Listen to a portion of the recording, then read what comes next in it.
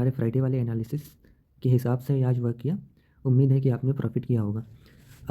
अब हम एनालिसिस करते हैं कल के लिए, यानी 23 दिसंबर 2025 जो होने वाला है मंगलवार। तो कल क्या हो सकता है मार्केट में, मार्केट का डायरेक्शन क्या हो सकता है।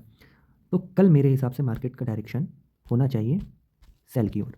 क्यों, चलिए पता करते हैं। अगर हम डे टाइम फ्रेम में देखें मार्केट को, डे टाइम फ्रेम में अगर हम जाके देखते हैं तो मार्केट ने एक अच्छा खासा वो तो बनाया है, बहुत अच्छा कैंडल बनाया है।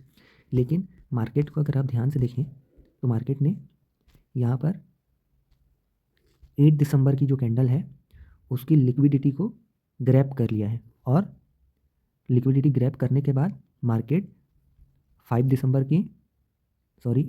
की कैंडल के अंदर क्लोजिंग के, ठीक है।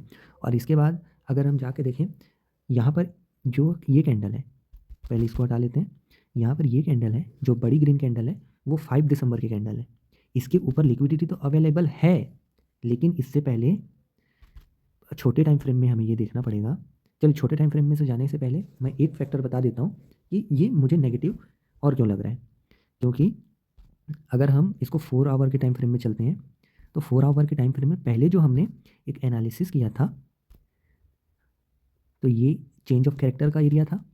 मार्केट ने इस चेंज ऑफ कैरेक्टर को, वो क्या कहते हैं, चेंज ऑफ कैरेक्टर को ग्रैब कर लिया। तो चेंज ऑफ कैरेक्टर यहाँ बन चुका है, 4 आवर की टाइम फ्रेम में चेंज ऑफ कैरेक्टर हो चुका है। तो मार्केट का डायरेक्शन नेगेटिव साइड की है और होगी, ये इसकी आशा है, बनी रहेगी। तो अभी आगे चल के देखते हैं। और अगर मार्केट को 4 आवर टाइम फ्रेम में लोअर लो बनाना है, ये लोअर लो अभी बना नहीं है, चेंज ऑफ कैरेक्टर तो हो गया है लेकिन लोअर लो बना नहीं है। अगर लोअर लो बनाना है तो ये वाला जो स्विंग है इसके ऊपर एक बार इसको क्रॉस करना चाहिए। क्रॉस यानी कि इसके ऊपर जाना चाहिए, या फिर उसको जस्ट टैप, उसके ऊपर 1 सेकेंड टैप करे और या नीचे आ जाए, लिक्विडिटी स्विप कर दे। तो क्या होगा, अभी 4 आवर टाइम फ्रेम में, 4 आवर टाइम फ्रेम में ये वाला जो स्विंग है वो आईडीएम है। तो अगर मार्केट को कल रिटेलर्स को ट्रैप करना है तो जो ये स्विंग है इसके ऊपर, ये जो स्विंग है इसके ऊपर मार्केट को कल ले जाए और वहाँ पर से सेलिंग आ जाए, या फिर मार्केट उस लेवल के ऊपर जाए, थोड़ी देर सस्टेन करे और भले क्लोज भी हो जाए। लेकिन मेरा व्यू कल बुल साइड में रहेगा ही नहीं। अगर बुलिश मूव मिल भी रहे हैं तो ट्रेड नहीं करना है, एक दिन वेट करेंगे, नेक्स्ट डे ट्रेड करेंगे। अगर उस वाले जोन को ले लिया तो मार्केट मतलब आईडीएम को टेकन ओवर कर लिया, वहाँ पर लिक्विडिटी स्वीप मिल गया, या फिर टाइम पास करके क्लोज कर दिया, क्लोज कर देगा तो हम नेक्स्ट डे सेलिंग का सोचेंगे। अगर वहीं पर करंट डे में कल ही लिक्विडिटी स्वीप कर दे तो वहाँ से एक एंट्री बन सकता है शॉर्ट साइड में। लेकिन ये ध्यान रखने वाली बात है, आज बहुत स्ट्रॉन्ग कैंडल बना है तो कल हो सकता है मार्केट ऊपर जाए और साइडवेज भी हो सकता है, तो कल सेलिंग में भी रिस्क है। अगर सेलिंग करना है तो ये पोजीशन के लिए व्यूज़ पे करना ज़्यादा सही रहेगा, जिसमें एक्सपायरी थोड़ी दूर की हो और प्रीमियम अच्छे खासे हो उसमें, ताकि डीके का फैक्टर ना हो, आईटीएम इन द मनी हो। तो कल अगर मार्केट इस स्विंग को टेकन ओवर कर लेता है और स्वीप करता है तो कल ही अपना एंट्री बन जाएगा डाउन साइड के लिए। और अगर मार्केट कल उस लिक्विडेशन उस आईडीएम के पास जाता है, उस लेवल के पास जाता है, टाइम पास करके वहीं क्लोज कर देता है, तो हम नेक्स्ट डे करेंगे। कल कोई ट्रेड नहीं करना है, कल तभी ट्रेड करना है जब उसके पास जाकर लिक्विडिटी स्वीप कर जाए, ठीक है। अब इसको हम देखते हैं छोटे टाइम फ्रेम में।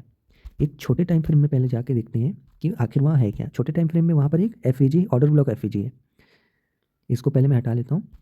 अब छोटे टाइम फ्रेम यानी 15 मिनट में चल के देखते हैं, 15 मिनट में चल के देखते हैं।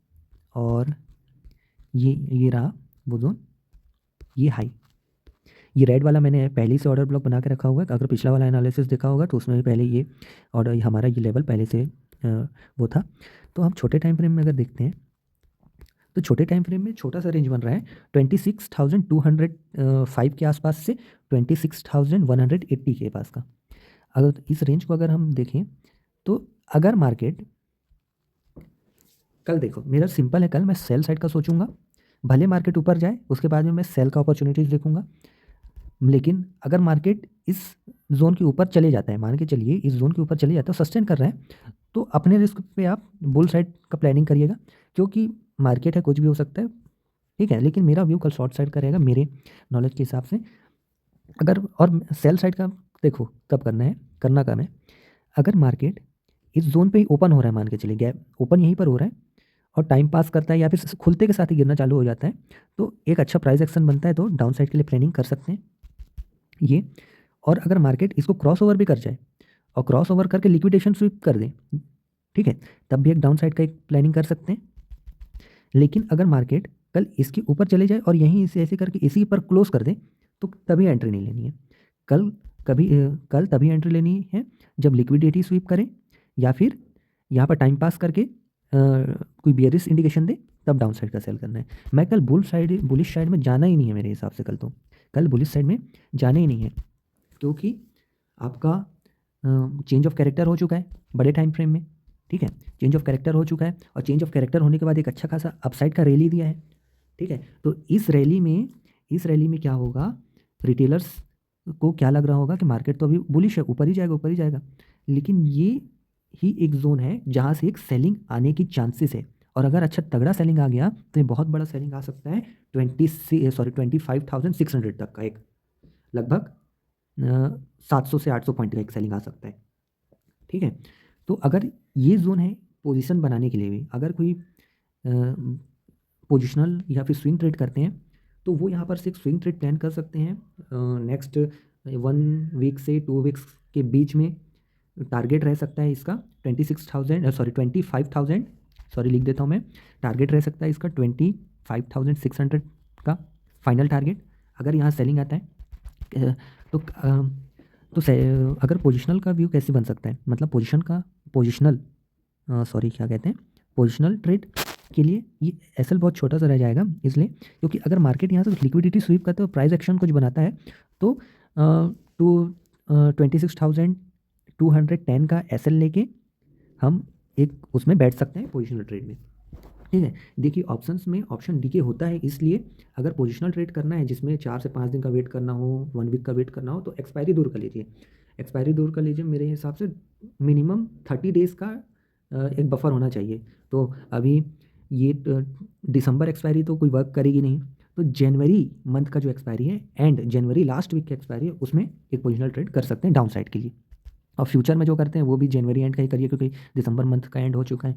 और ऑप्शन सेलर्स के लिए मैं कहूँगा कि रिस्की हो जाता है ऑप्शन सेलर्स के लिए पोजिशनल लेना, क्योंकि मार्केट अगर बड़ा गैप अप गैप डाउन हो गया तो बहुत तगड़ा लॉस हो सकता है। तो कल का व्यू सिंपल है, डाउन साइड में रहना है। अगर मार्केट ऊपर भी जा रहा है तब भी हमें जाना नहीं है।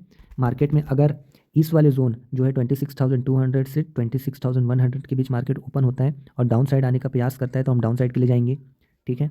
ये पहला चांसेस बन जाएगा इंट्राडे के लिए। और अगर मार्केट हमारे 26,005 के आसपास का जो आईडीएम का लेवल है उसके ऊपर जाता है और ट्रैप करके लिक्विडिटी स्वीप कर देता है, तो इंट्राडे के लिए हम डाउन साइड के लिए जाएंगे। इंट्राडे के लिए टारगेट मेरे ख्याल से इंट्राडे में ना एक बड़ा टारगेट लेना ना थोड़ा रिस्की हो जाएगा। क्यों? क्योंकि मार्केट ने, अगर हम देखें तो मार्केट ने आज बहुत अच्छा ग्रीन कैंडल बनाया है, तो इसका इफेक्ट रहेगा ही। तो मार्केट क्या हो सकता है, कल थोड़ा सा सेलिंग आके साइडवेज भी हो सकता है। तो कल मेरे ख्याल से शॉर्ट साइड का भी मिले तो स्कैल्पिंग ही करें, जो होल्ड वही करें जो इसको एज अ BTST करना चाह रहे हो, ठीक है। लेकिन BTST में रिस्क भी हो सकता है मेरा एनालिसिस गलत भी हो जाए और मार्केट उसके नेक्स्ट डे गैप अप भी हो जाए, तो वो रिस्क आप मैनेज करके ही BTST करना। और चलो ये तो हो गया कि गैप अप होता है, ये मतलब ये व्यू हो गया। मार्केट हमारे उसी रेंज पे साइडवेज ओपन होता है या फिर थोड़ा सा हल्का सा गैप अप होता है और लिक्विडिटी स्वीप करता है, तो सेलिंग का बन जाए, ठीक है।